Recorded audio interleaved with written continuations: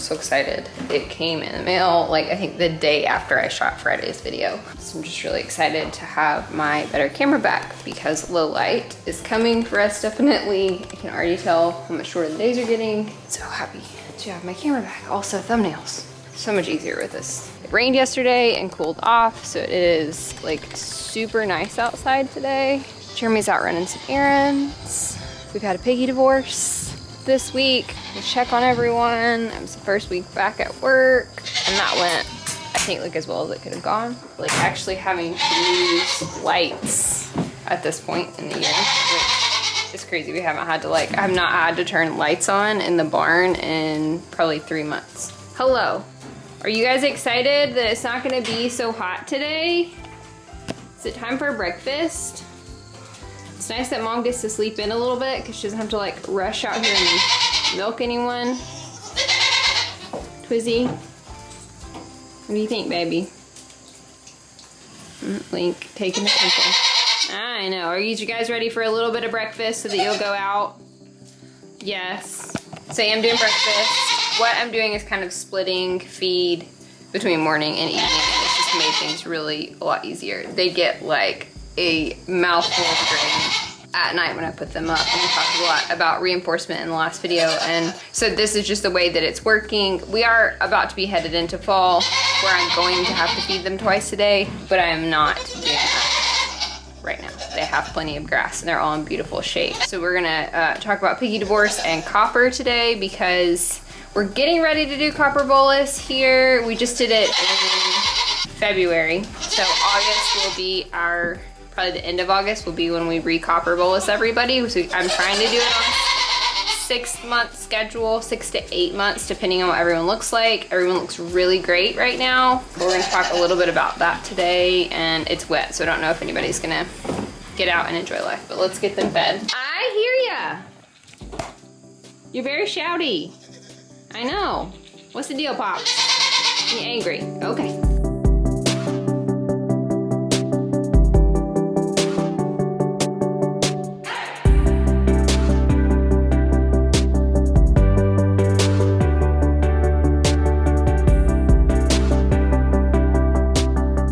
So Link and Pixie have been having a hard time sharing food, so I'm gonna have to like start feeding him a little bit less, and then adding her portion to this and just letting her out in the morning to eat with them. Again, this is really just behavior related. It's not for nutrition. They don't really need it. And I know I say that a lot, but they don't really need the grain. It is really just behavior training for them. The problem is once I get them into kind of a routine, it's hard to break their habits. And so it would be ideal to just not feed them in the morning and only feed them at night. What they'll do is just wait around in the barn for me to come out and feed them and not go out until later in the day and eat. And so giving them a little bit in the morning and a little bit in the evening kind of keeps them in their routine, makes things easier for them to just know what's going on and me to not have to break a habit for them. That's really not a bad habit. I'm spilling pig food everywhere. So poor Chop's batching it up. I've not put a goat in with him yet. He doesn't seem to mind because everybody's right here. They're just separated by a fence. He got the pool, but he's been doing pretty good. Good morning, bud. We have to get your bowl. You always walk off with it. You do. You ready? Have you already been snacking this morning? You got some grass in your tea.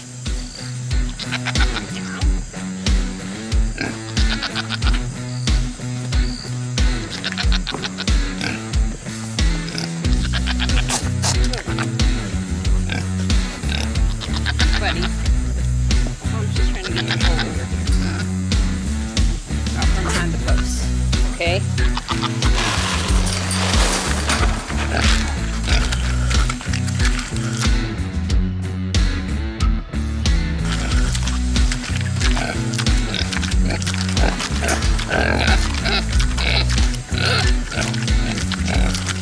I think he actually enjoys being able to eat his breakfast in peace. These guys though get a little frustrated. Obviously, especially Toonie. She just gets like so irritated that it takes an extra like 20 seconds for her to get to eat. So I separated them because he was mounting her again. So I just don't think she's pregnant. And it may be that they really have to get together in the cooler months for spring babies. I'm afraid Waffles is gonna jump on me. No, get down.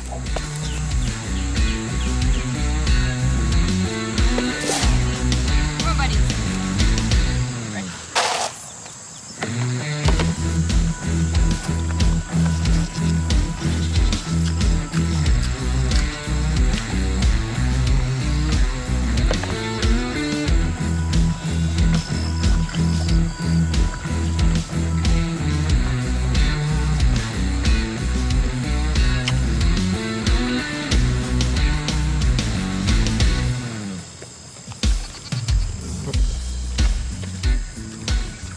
I don't really know what's going on with Toonie. She definitely seems to have more of an underline than she has had.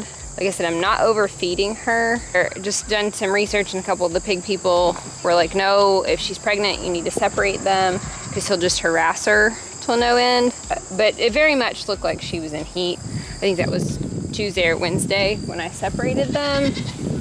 So my plan initially was just to separate him for a couple of days and let him back in with her so that they could just all be together. He has like such a good, easygoing personality that he's just not real upset that he's by himself, to be honest. So I'm not as concerned about like getting him back in with them really quick. I would love to get a boy goat in with him. I would love for it to be Waffles and to let the other two just be out here, but Waffles is a little bit more bonded to Toonie.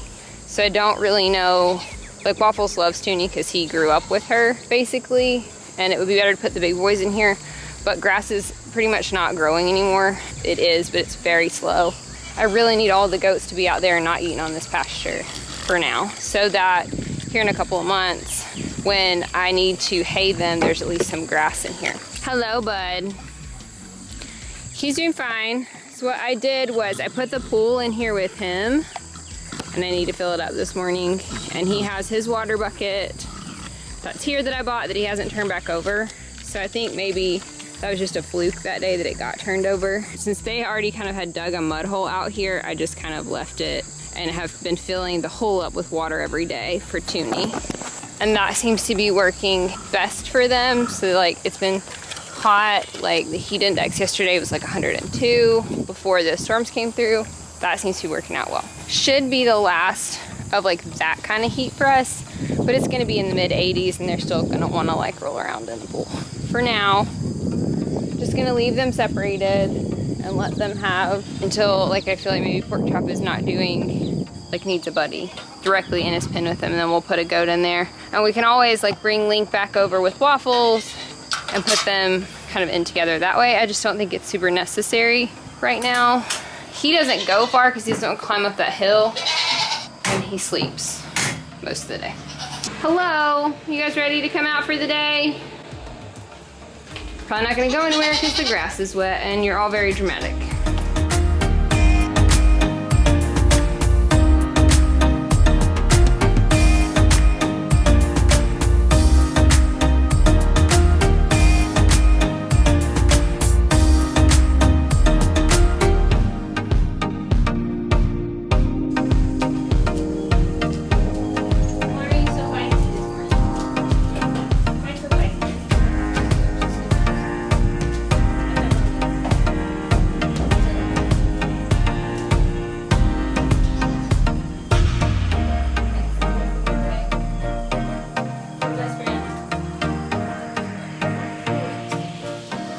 So it was raining last night, so I've got to clean out their water buckets this morning. This one keeps trying to pull my shorts off. Like, what's the deal, bro?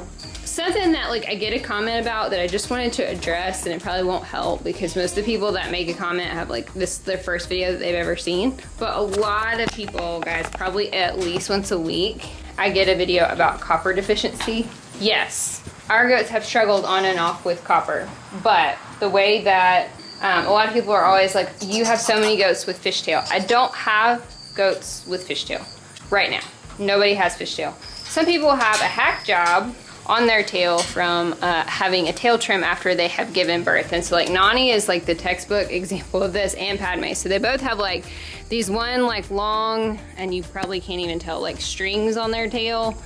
And that's a me issue. You can kind of see it on Patty. It's my tail trimming. So any of the girls that have had babies have fishtail looking tails because of my tail trimming. But I get a comment every video, your goats have fishtail, your goats have fishtail. I feel like it's every video. It's not. It's probably like once every other week. Signs of copper deficiency absolutely are fishtail and coat quality. And usually Twiz is the one that you can really see it on. So she's this all black goat. And Pixie, Daisy, and Tinkerbell. Tinkerbell's never really had copper deficiency, so you've never really seen it. But what happens is their coats, their black coats, turn this like rusty color. They're all pink. I don't know why. They're all pink. They get a rusty color to it. So Twiz really has, and we've talked about it, has had a hard time with some copper deficiency this year. It's probably because of the having triplets, because she's had routine copper boluses every 8 months. We've bumped our copper program up to every 6 months. So at the end of August, we will be copper bolusing everybody but her, because I did hers at 4 months because she was just so bad. And so you can kind of see that they get like a brassy color. So they have red. Move, Daisy. And so you can kind of see back here on her leg a little bit, she has some red, but her coat now is very shiny and smooth and pretty. And that's one of the ways that you're gonna notice in your goat that their copper deficiency is that they'll lose hair. Bunny is really bad about losing her nose hair. So she'll lose all this on her face around kidding season. But their coat should be really shiny and slick, or very like super fluffy, but also just very shiny like Twiz is. You can almost see your reflection in it. It's so tiny, so shiny. She looks so good. She also had a parasite issue, which kind of added to it. Copper helps the goats maintain parasites. It helps with their coats, all of those things. It's just really important mineral for goats, and they cannot get enough of it out of the soil. So we do a bolus. I have many videos on copper boluses. They're supposed to last 8 months to a year. My girls also have free choice mineral with like the highest copper content that I can find, which is a cattle breeder mineral that I buy in a 50-pound bag. So it is the like Ranch Pro breeder mineral bag. I think it's blue. I don't have the bag right now, or I'd show you. And they all right now look amazing copper-wise. We're gonna copper bolus them at 6 months, which will be at the end of this month, just to add that extra. But like, I don't have any concerns about anybody. The only goat that I've had concerns about all summer has been Twiz. We've had a parasite issue. We've had a copper deficiency issue. So I coppered her at 4 months, but you can't just constantly give them boluses. The boluses are time released. And so they sit in their stomach for about 4 months. It's supposed to be 8 months to a year is supposed to be all you're supposed to have to give them. But depending on where you are, you may have to give them more often. For us, we try to stick at that 6 month mark before breeding and right before kidding tend to work out for us. And so in that 6 month window, I give them about a month before we start going into breeding. So end of August, we'll start breeding beginning of October, and then we'll do it again in February when everybody's about to kid in March and April. And that tends to work out for us. And it's just one of those kind of learning curves with your particular pastures and goats. And I don't really know why like that question bothers me more than any of the others. I think it's because we get it so frequently. I know that I'm doing all the right things for them, and it's not gonna kill them. They're not gonna be so deficient in copper here that it's gonna affect their like health to the point that it would like kill them. But we want them to be super healthy and pretty and shiny. And it's really coat quality is really what you see it in. Like, I don't really see that affect them in any other way other than parasite management and coat quality are the two big things as a breeder that I see with copper deficiency. Not a lot going on today. It's supposed to rain most of the day, so I didn't really have plans to be out here working with them any. It's very cool. They should be having a very nice day. I probably need to start like talking to my vet about things that we can do, because obviously we're just not successful breeders, whether it's pork chop swimmers aren't very good or Toonie just doesn't cycle. My guess, honestly, because this dude is all over it, is that Toonie is not, her cycles are just not strong enough, because he's on it like clockwork. Now he may be a dud, he just may not have good swimmers, but we still love you it's okay. We still love you. We do. But that's my guess. Also, because she only had 2 piglets on her first farrowing, is basically everybody says that's a problem with the sow. We still love our Toonie pig. Not to worry that they'll be here. They're not going to freezer camp. No. Our pork chop's never gonna go to freezer camp, are ya? No. Yes, you're such a good boy. So right now they're just our pet pigs. We really want to have, I have like an Instagram friend who I've told you guys about before, Rebecca, down in Texas, who raises purebred Kuni-Kunis. They're registered. And I'm thinking that maybe I will get a sow from her, like a piglet from her sometime in the future. With school starting, it's just not a good time for me to make decisions in general. I don't think anybody should make major life decisions the first week back to school. I do think this fall will be something we think about. She has several litters, several pigs do. Whether we do that this fall or we do that in the spring, bring a piglet home to have another sow. And I definitely have the grass after going through this summer. Grass is not an issue. We have more than enough grass to maintain one more pig. That will be the next step, is if I really want more than just 2 pet pigs, then we will go with another sow. He doesn't like this. Some of his food spilled, and so she's like eating it through the fence, and he's trying to bite her, and he can't.